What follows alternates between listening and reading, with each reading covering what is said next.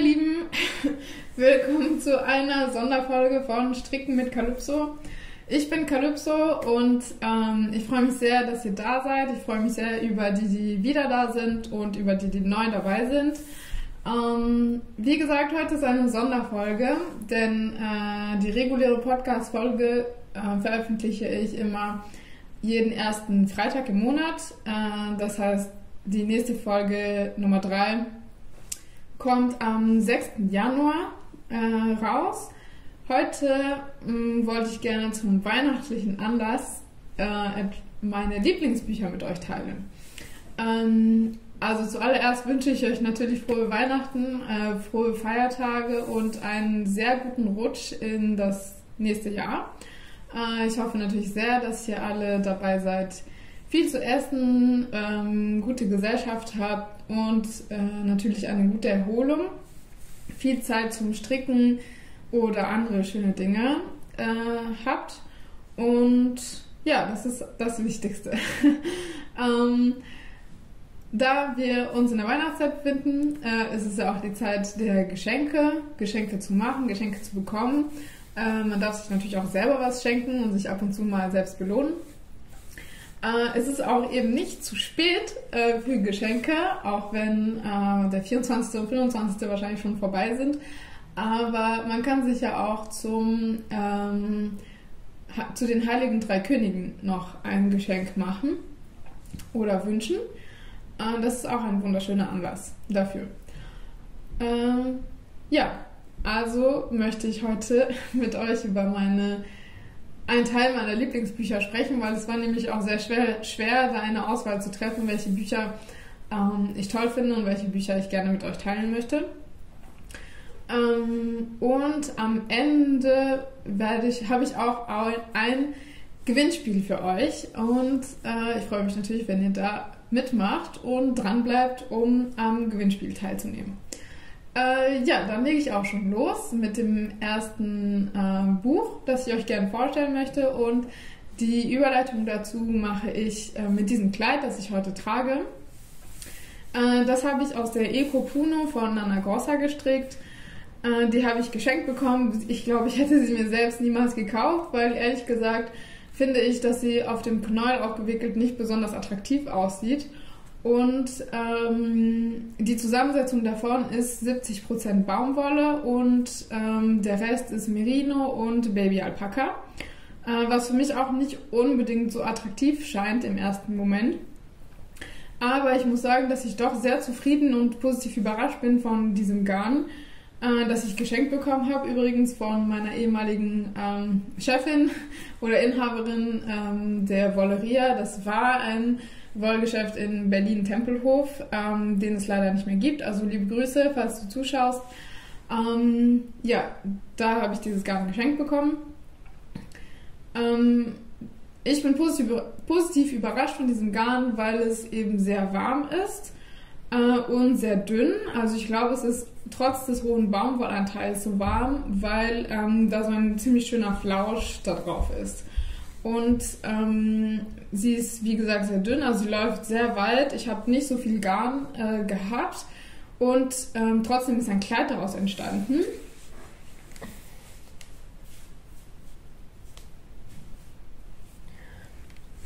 Also es ist eher ein kurzes Kleid, aber ich trage das immer mit Leggings, die nicht durchsichtig sind, und mit Stiefeln und finde das ein tolles Outfit. Ich trage das super oft, jetzt im Winter, weil es auch so warm hält, und es ist ein super easy Outfit, einfach Kleid anziehen, ein Unterhemd natürlich drunter und Leggings, Stiefel, fertig. Ich habe aus diesem Garn auch noch einen Kragen gestrickt bekommen.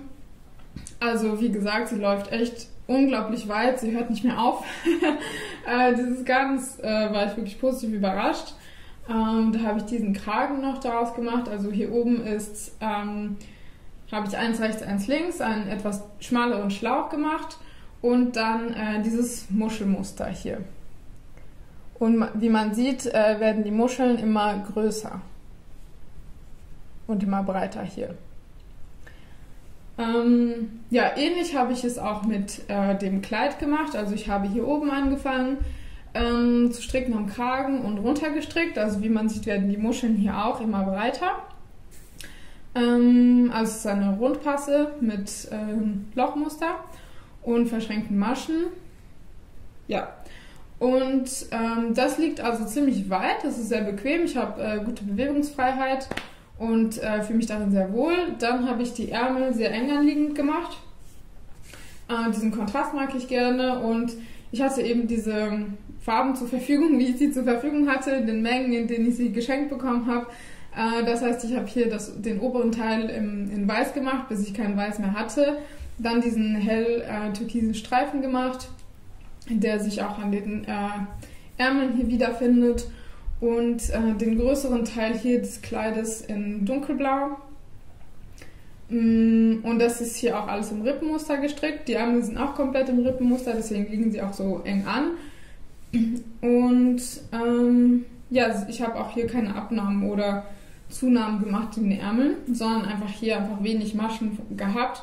Und da das Ganze einen großen Baumwollanteil hat und Baumwolle lockert sich ja ein bisschen mit dem Tragen, mit der Körperwärme, schmiegt sich das dann einfach perfekt an, dieses Garn. Aber dank des Wollanteils ist es eben immer noch ziemlich elastisch. Und ja, wie gesagt, ich hatte diese Farben so zur Verfügung und habe dann auch 2 verschiedene Ärmel gemacht, verschiedenfarbige Bündchen hier und hier auch noch einen dünnen Streifen Orange und einen etwas breiteren Streifen in Türkis. Dieses Muster hier oben, die Rundpasse, die habe ich mir nicht selber ausgedacht. Schön wäre es, wenn ich die Zeit dafür hätte. Die habe ich aus diesem Buch. Das ist die Japanese Knitting Stitch Bible. Da sind 260 Strickmuster drin von Hitomi Shida. Es ist wirklich eine tolle Ressource. Dieses Buch kann ich so wirklich weiterempfehlen. Da sind Muster drin, also Zopfmuster und Lace-Muster. Und es ist komplett mit Strickschriften ausgestattet. Das heißt, auf der einen Seite findet ihr ein Foto von dem Muster und dazu dann die Tabelle mit den ganzen Symbolen, wie ihr das stricken könnt. Es ist also super einfach zu lesen. Man muss kein Englisch können, um dieses Buch zu lesen. Man muss lediglich ja, die Abkürzungen und die Symbole nachvollziehen. Die sind natürlich vorne alle, gibt es natürlich oder hinten ist natürlich eine Liste.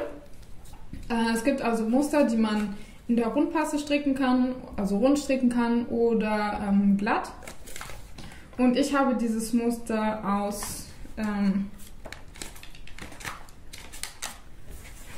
hier Round Yokes und das ist das hier.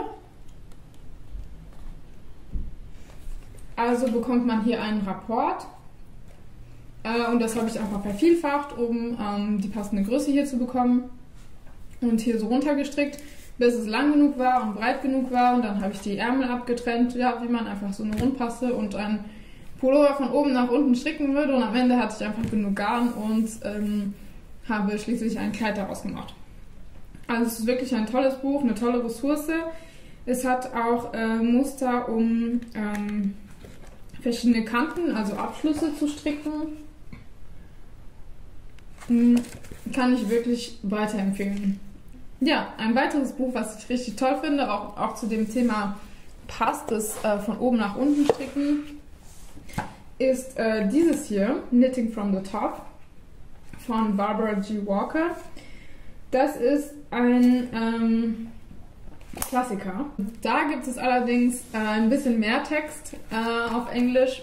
Es ist wirklich ein Handbuch, wie man ein Kleidungsstück von oben nach unten strickt, mit den verschiedenen Konstruktionen. Also es kann Raglan sein oder Rundpasse oder das sind auch andere Vorschläge.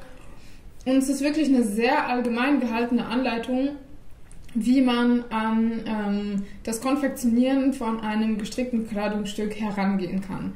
Also im Idealfall strickt man einfach seine Maschenprobe, misst sie aus, weiß, wie viele Maschen man auf 10 cm hat und wie viele Reihen auf 10 cm. Und dann kann man dieses Buch einfach lesen, also das passende Kapitel, wie zum Beispiel Klassik Raglan Pullover. Und dann werden verschiedene Halsausschnitte vorgeschlagen, die man machen kann. Und dann liest man einfach Absatz für Absatz und strickt einfach so, wie Barbara das einem erklärt.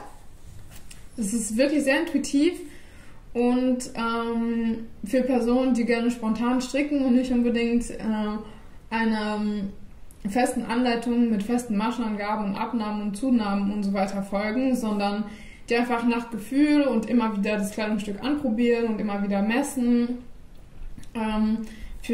Dafür ist es wirklich sehr gut geeignet.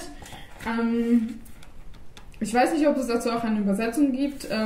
Ja, es ist auf Englisch, aber es ist ein Buch, was einem auf jeden Fall Mut macht und das Konzept oder die Idee, ein ganzes Kleidungsstück ohne eine detaillierte Anleitung zu stricken, es ermutigt einen dazu und es bricht es einfach herunter und vereinfacht die ganze Sache und ja, das verleiht einem Selbstvertrauen einfach, sich das zu trauen, das zu tun. Übrigens, von diesem Kleid findet ihr auch Fotos auf meinem Instagram-Profil.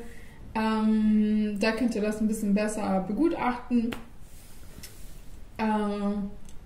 Ja, ich freue mich natürlich sehr über die Personen, die sich trauen, mir zu folgen, denn mein Account ist privat, aber folgt mir einfach gerne. Ich nehme euch auf jeden Fall an, wenn ihr euch für meine Strickprojekte interessiert. Ja, dann gehe ich auch schon zum nächsten Buch weiter und mir fällt ein, ich habe kein Buch von einer bestimmten Designerin, die ihre Designs einem vorschlägt oder anbietet, sondern wirklich nur Bücher ausgewählt, die eine Referenz sind und ganz allgemeine Techniken oder Muster einem bieten. Wie zum Beispiel dieses Riesending. Das ist The Principles of Knitting. Das ist von June Hammonds Hyatt.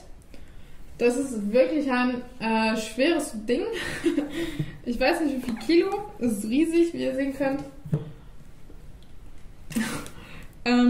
Es hat 700 Seiten und es ist wirklich voll geschrieben.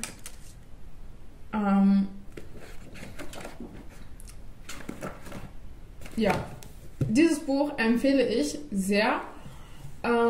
Es ist eine Enzyklopädie im Prinzip.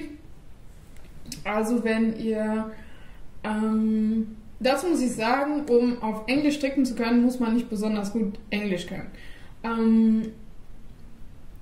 Es reicht, wenn man Strickenglisch sozusagen kann. Und das kann wirklich jeder lernen. Also man muss nicht aktiv gut Englisch sprechen können, um Strickanleitungen auf Englisch lesen zu können oder zu verstehen. Denn Strickanleitungen auf Englisch sind sehr viele Codes und sehr viele Abkürzungen. Und die kann man einfach lernen, sich angucken und mit der Zeit weiß man auch einfach, was SSK zum Beispiel bedeutet oder KTOG, K2TOG, Knit Two Together. Also diese Abkürzungen, die kennt man, die haben wir ja auch im Deutschen. Und deswegen lege ich euch wirklich sehr ans Herz für die da noch etwas Berührungsängste haben bei Anleitungen auf Englisch, sich zu trauen und einfach das zu versuchen. Es gibt, glaube ich, auch genug Videos auf YouTube, die einem das erklären und genug Blogbeiträge, wo man nachlesen kann, was bedeutet. Und dann ist es auch nicht besonders kompliziert, sondern einfach alles sehr logisch erklärt und geschrieben, mit den Abkürzungen und so weiter. Und ich muss sagen, Anleitungen auf Deutsch, auf jeden Fall die, mit denen ich oder die meisten von euch bestimmt stricken gelernt haben, in alten Zeitschriften sind ja auch nicht besonders explizit oder ausführlich, sondern da musste man auch einfach sehr viel mitbringen, schon sehr viel Wissen mitbringen und Vorstellungskraft, um eben diese Anleitungen zu verstehen, die meistens so kurz waren und richtig klein geschrieben. Und ja, also von daher lege ich euch ans Herz, das auszuprobieren, auf Englisch zu stricken. und dieses Buch euch zuzulegen, denn es ist eine Enzyklopädie, wirklich eine Referenz. Also wenn ich zum Beispiel eine bestimmte Abnahme machen möchte oder also alle Techniken findet man hier drin. Ich muss nur, also hinten ist auch ein Register, das heißt, wenn man nicht genau weiß, wie heißt die Technik, sondern nur eine ungefähre Vorstellung hat von dem, was man gerne machen möchte, also stricken möchte, dann kann man auch im Register hinten suchen und da stehen alle Begriffe drin, die man in diesem Buch findet. Also das Register ist wirklich lang und dann geht man einfach durch das Register durch, bis man den passenden Begriff gefunden hat zu der Technik, die man gerne stricken möchte oder lernen möchte und kann sich den Absatz oder die Erklärung dazu durchlesen und es gibt auch immer verschiedene Optionen, die einem vorgeschlagen werden. Zum Beispiel gibt es, glaube ich, ein ganzes Kapitel über verschiedene Art und Weisen Maschen anzuschlagen und es ist ja auch wirklich ein Designelement. Also je nachdem, wie ich meine Maschen anschlage, ist die Optik anders und auch die Funktionalität. Also wenn ich meine Maschen ganz normal anschlage, ich weiß jetzt nicht, also so wie ich sie standardmäßig anschlage, ist der Anschlag nicht besonders elastisch zum Beispiel. Aber wenn ich einen italienischen Anschlag mache und dann auch ein Rippenbündchen stricke, dann ist eben der italienische Anschlag besonders geeignet, denn er hat automatisch das Muster schon drin und es ist super elastisch. Also, und dieses Buch bietet einem unendlich viele Optionen und es ist eine wirklich tolle Referenz und eine Enzyklopädie des Strickens. Also wenn ihr eine Idee habt, einen Begriff sucht, eine Technik, nicht mehr genau wisst, wie man die strickt, dann könnt ihr das auf jeden Fall hier drin finden.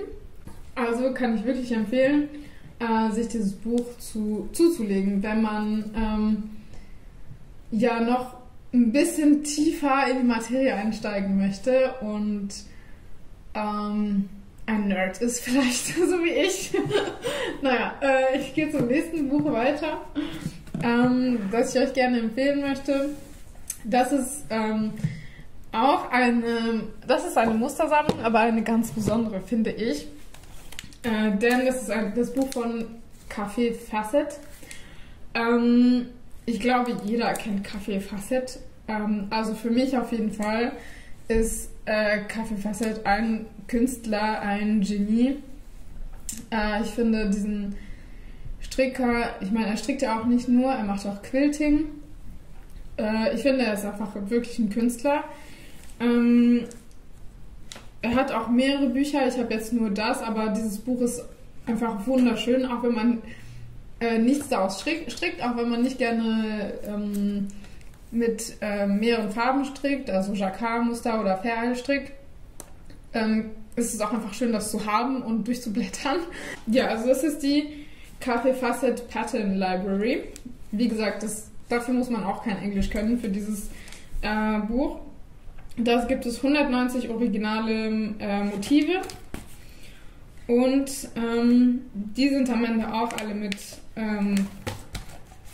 Strickschriften erklärt, also so abgebildet. Das heißt, man kann sie wirklich einfach nachstricken, aber ich zeige euch mal diese Pracht an bunten Mustersammlungen. Es ist wirklich eine tolle Inspiration und eröffnet einem einfach nur den Horizont über, wie unendlich kreativ man mit Stricken und Farben und dieser Handarbeit sein kann und was man alles machen kann. Weiter geht's mit dem letzten Buch. Das ist eine Serie, A Treasury of Knitting Patterns. Ich habe 2 plus 1 von Barbara G. Walker und das sind auch ziemlich dicke Bücher und es sind nur Muster. Also es sind einfach unendlich viele Muster drin.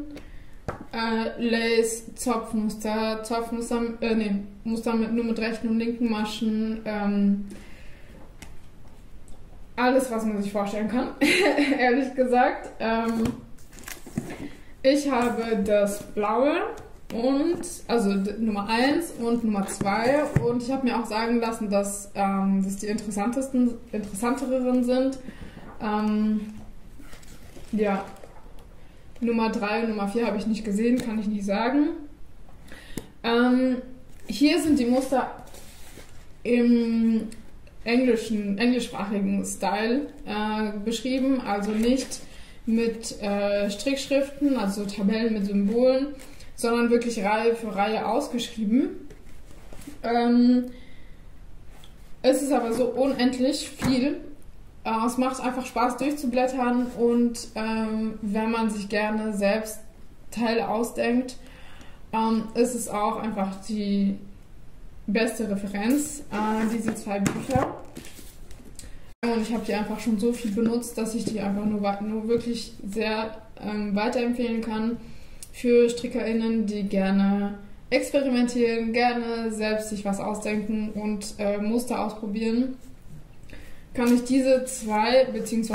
3, weil ich habe nämlich noch dieses Buch, das ist auch von Barbara G. Walker, es ist auch eine Mustersammlung, aber die hier hat eben diese Strickschriften, also diese Tabellen mit den Symbolen, um die Muster nachzustricken. Hier sind auch sehr viele schöne Muster drin. Es macht einfach Spaß, damit zu arbeiten, darin rumzublättern, wenn man sich ein neues Garn gekauft hat und gerade im kreativen Prozess ist, sich auszudenken, was man damit machen möchte und hier blättert und sich überlegt,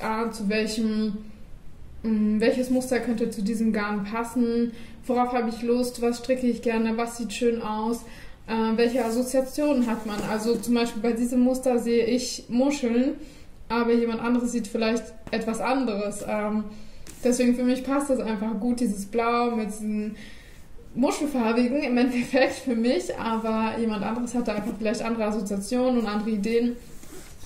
Und da finde ich diese Bücher einfach regen zum Kreativsein an und es macht einfach Spaß, wenn man Nachmittag Zeit hat, sich daran zu vertiefen und sich Dinge auszudenken und auszuprobieren und einfach sich gehen zu lassen im Kopf. Also Barbara G. Walker, habt ihr jetzt mittlerweile gemerkt, ist ein paar Mal wieder aufgetreten. Kann ich euch wirklich empfehlen als Ressource. Und zum Schluss habe ich noch ein Buch, das für die Spinnerinnen ist unter euch, weil wie ihr seht, habe ich erhielt mein Spinnrad und bestimmt werde ich in einer Folge bald auch über ein Spinnprojekt euch zeigen oder einen Pullover anhaben, von dem ich das Garn auch gesponnen habe. Im Moment aber erstmal dieses Buch und zwar es heißt Yarny Texture von Gillian Moreno und es ist ein super schönes Buch. Ich finde es wirklich schwer. Also ich hab einen Kurs gemacht, einen Wochenendkurs, um Spinnen zu lernen. Da habe ich die Grundlagen gelernt, wie das Spinnrad funktioniert, wie man praktisch die Grundlagen, wie man ein Garn herstellt. Aber wie das Stricken ist Spinnen auch eine endlose Kunst. Und man kann ja unendlich viele verschiedene Garne spinnen, nicht nur Farben, sondern auch Techniken gibt es da auch viele verschiedene, um unterschiedliche Resultate zu erzielen. Und dieses Buch ist einfach schön, es ist schön sich anzugucken, es ist schön gemacht und es ist ein tolles Lehrbuch mit tollen Fotos, die Grundlagen werden erklärt, super viele verschiedene Techniken, wie man an das Spinnen rangeht und auch an das Verzwirnen, wofür welches Garn am Ende besser geeignet ist, ob man ein Garn jetzt dreifach verzwirnt oder zweifach verzwirnt und dann welches Muster man mit welchem Garn am besten strickt, damit das Muster am besten zur Geltung kommt. Diese ganzen Sachen, also es ist wirklich ein Nachschlagewerk, das heißt, wenn ich ein Projekt habe und gerne ein bestimmtes Muster stricken möchte für ein Kleidungsstück und dafür selber das Garn spinnen möchte, dann gucke ich erstmal da rein, wie sollte ich mein Garn spinnen, damit dieses oder jenes Muster am besten zur Geltung kommt. Und dafür ist es wirklich super. Es ist einfach ein schönes Buch, schaue ich immer wieder gerne rein. Tolle Fotos, zeigt wirklich gut, wie viele Möglichkeiten das Spinnen oder diese Kunst mit sich bringt. Hilft also wirklich auch, um Spinnen zu lernen. Wenn man bei Null anfängt, kann ich dieses Buch auch empfehlen. Also es ist für alle, es ist ein umfangreiches Buch, auch wenn es nicht so dick und nicht so schwer ist, es ist wirklich ein super Buch. Ja, vielleicht sollte ich noch erwähnen, dass ich Werbung mache, aber von niemandem bezahlt werde, sondern das einfach alles hier zum Spaß mache, weil ich großen Spaß daran habe, mein Hobby mit euch zu teilen. Und ja, ich glaube, ich bin auch schon zum Ende gekommen mit den Büchern, die ich euch zeigen wollte, die ich euch vorstellen wollte. Das heißt, jetzt kommen wir auch schon zum Gewinnspiel. Wie fange ich an? Also, zu gewinnen gibt es wird 3 Gewinner geben oder Gewinnerinnen. Jedes Geschenk besteht aus 2 Sachen. Also es gibt ordentlich was abzusahnen. Und die erste Sache, die es zu gewinnen gibt, ist ein paar Socken. Das sind besondere Socken. Hier sieht man keine Kaffeebohnen. Hier Schokoladentafeln. Und hier Bananen. Und man sieht auch ganz deutlich dieses Logo. Ich will fair. Was hat es damit auf sich? Das ist eine politische Kampagne. Vielleicht sollte ich noch erwähnen, dass ich im politischen Bereich arbeite. Das ist eine politische Kampagne von der Gesellschaft für internationale Zusammenarbeit und auch anderen Akteuren, also Nichtregierungsorganisationen und Unternehmen, die nach dem Prinzip des fairen Handels arbeiten. Was bedeutet das? Also, diese 3 Paar Socken gibt es zu gewinnen. Habe ich zu verlosen. Und was hat es mit dieser Kampagne auf sich?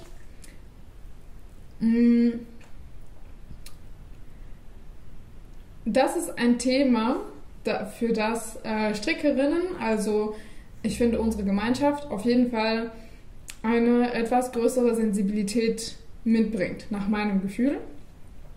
Denn in letzter Zeit habe ich in vielen Videos, also Podcasts, sei es auf Spanisch oder Deutsch oder auf Französisch, Englisch, oft das Konzept von egoistischem Stricken gehört. Für mich existiert egoistisches Stricken nicht, wenn ich entscheide, für mich etwas zu stricken oder auch mich entscheide, bis zum Ende meines Lebens nur für mich zu stricken, dann ist daran für mich absolut nichts egoistisch. Warum denke ich so? Es ist bestimmt allen, die eine Handarbeit machen, sei es mit Wolle arbeiten oder mit Holz oder egal was, schon mal passiert, dass man gefragt wird, oh, kannst du mir nicht einen Pullover stricken? Kannst du mir nicht ein paar Socken stricken? Ja, und manchmal fällt es einem wirklich schwer, Nein zu sagen. Ich habe in der Vergangenheit sehr viel für andere gestrickt. Vor ein paar Jahren habe ich das deutlich reduziert bzw. damit aufgehört und ich stricke wirklich nur vielleicht 1 bis 2 Accessoires als Geschenk für andere Personen im Jahr. Also das ist wirklich wenig und wir sind ja auch in wenig. Das ist ja auch relativ, aber jetzt ist ja auch gerade die Phase der Geschenke. Weihnachten, man beschenkt sich, alle beschenken sich gegenseitig. Das ist toll, das finde ich wichtig. Ich verschenke auch Dinge. Und ja, aber man wird ja, wenn man eben strickt oder eine andere Handarbeit macht, mal gefragt, oh, kannst du vielleicht nicht das und das für mich machen? Vielleicht habe ich da aber keine Lust drauf. oder keine Zeit oder ich möchte auch für eine Person stricken, die das dann auch wertschätzen kann. Das ist aber selten der Fall, weil die meisten Menschen wissen einfach nicht, wie viel Arbeit hinter so einem Kleid steckt oder einfach nur an ein paar handgestrickten Socken. Wenn ich das dann erkläre, ja, ich kann dir natürlich gerne etwas stricken oder ich mache ja auch mal was auf Bestellung und ich dann sage, okay, aber unter so und so viel Euro mache ich keinen Finger krumm. Und dann bekomme ich einen sehr erstaunten Blick. Also, wenn ich dann erkläre, das brauche ich euch ja gar nicht zu erklären, aber dass ich für einen Pullover zum Beispiel 50 Stunden brauche, um den zu stricken.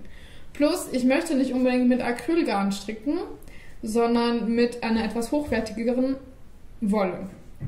Da kommen auch nochmal 50 bis 100 Euro zusammen. Kann passieren, ist nicht unrealistisch. Also, wenn ich dann in einen Pullover 50 Stunden reinstecke, plus steckt ja auch ein Know-how dahinter, also eine Fähigkeit und Wissen und Techniken, für die man viel Zeit investiert hat, um die zu lernen. Ja, und ich dann sage, okay, die Stunde kostet 50 Euro. Das ist ja nicht mal der Mindestlohn. Der Mindestlohn in Deutschland liegt, glaube ich, bei 12 Euro ungefähr. Wenn ich 50 Stunden brauche, dann könnt ihr euch ausrechnen, für wie viel ich diesen Pullover verkaufen würde, plus Materialkosten. So. Natürlich, wenn ich das erkläre an die Person, die gerne was von mir haben möchte, bekomme ich einen sehr erstaunten Blick und aber auch Verständnis. Also wenn ich das so erkläre, dann verstehen die meisten Leute, okay, ich verstehe, warum das so wertvoll ist. Und meistens kommt es dann nicht zu einer Bestellung oder zu einem Wunsch, etwas von mir gestrickt zu bekommen, was ich natürlich gut finde, weil ich dann nicht unbedingt Lust darauf habe, sondern eben für mich gerne Sachen stricken möchte, weil es ist mein Hobby, es ist mein Zeitvertreib und es ist auch eine Aktivität, die eine therapeutische Wirkung auf einen hat. Es ist meine Freizeit. Ich tue das für mich. Warum wird dann davon ausgegangen, dass ich unbedingt die Dinge, die ich stricke, verschenke? Und das ist vielleicht ein bisschen anderes Thema. Aber Stricken hat ja auch leider dieses Image von, das ist etwas, was Frauen zu Hause machen und ja, das ist nicht so viel wert, sozusagen. Aber ja, damit bin ich nicht einverstanden und ich glaube, die meisten von euch auch nicht, denn ihr wisst, wie viel Zeit und Arbeit und Liebe, Zuwendung, Aufmerksamkeit in ein Strickstück reingehört. Warum erzähle ich euch das? Ich erzähle das eben wegen dieser Kampagne Ich will fair. Und ich habe euch ja die klassischen Produkte gezeigt, die fair gehandelt werden. Also alle von euch kennen die Fairtrade-Bananen vom Supermarkt oder den Fairtrade-Kaffee und so weiter. Und die Menschen, die eben an diesen Produkten arbeiten oder diese Produkte herstellen, sollen von ihrer Arbeit leben können.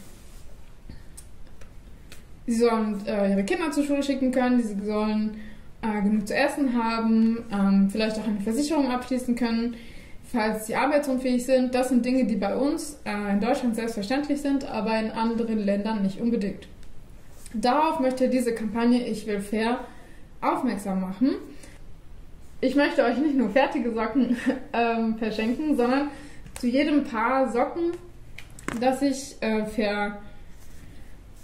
verlose, gibt es auch noch ein Knäuel Sockenwolle dazu. Das wird einfach zufällig zusammengetan, die Kombination, was ihr bekommt. Also es gibt, das ist ganz klassische vierfädige Sockenwolle, 75% Schuhwolle und 25% Nylon. Die hier zum Beispiel ist Made in Germany, dieses Gelb. Dann habe ich noch hier die von Lana Grossa, diese bunte. Und die hat sogar 80% Schuhwolle und 20% Kunstfaser. Und dann noch die hier von Lana Grossa Meilenweit. Das ist ein Dochtgarn, also nicht vielfältig, sondern eben mit diesem Farbverlauf Meilenweit heißt die. So könnt ihr besser sehen. Auch 80% Schuhwolle und 20% Kunstfaser. Ja, ich möchte das so kombinieren. Das wird, wie gesagt, ganz zufällig passieren. Also, um an der Verlosung teilzunehmen, wünsche ich mir, dass ihr folgende Voraussetzungen erfüllt. Ich habe sie mir aufgeschrieben. Und zwar wünsche ich mir gerne einen Kommentar unter diesem Video mit einem Gedanken zu einem der Bücher, der ich vorgestellt habe. Egal was für ein Gedanke, was euch gerade einfällt, zum Beispiel, das Buch von Cal Fassett habe ich auch, das finde ich toll. Also so ein Kommentar zum Beispiel, egal was euch dazu einfällt. Dann wünsche ich mir ein Abo auf meinem Kanal, das fände ich natürlich super. Und zum Schluss, weil es mir eben sehr stark am Herzen liegt, auf diese Kampagne aufmerksam zu machen und auf faire Produkte, fair hergestellte Produkte, wünsche ich mir auch, dass ihr die Website von dieser Kampagne besucht. Den Link dazu, den tue ich in die Infobox. Genauso wie die Voraussetzungen für die Teilnahme am Gewinnspiel, die schreibe ich auch in die Infobox. Und auch die Deadline, die muss ich mir noch überlegen, bis wann ihr am Gewinnspiel teilnehmen könnt, die notiere ich auch unten in die Infobox.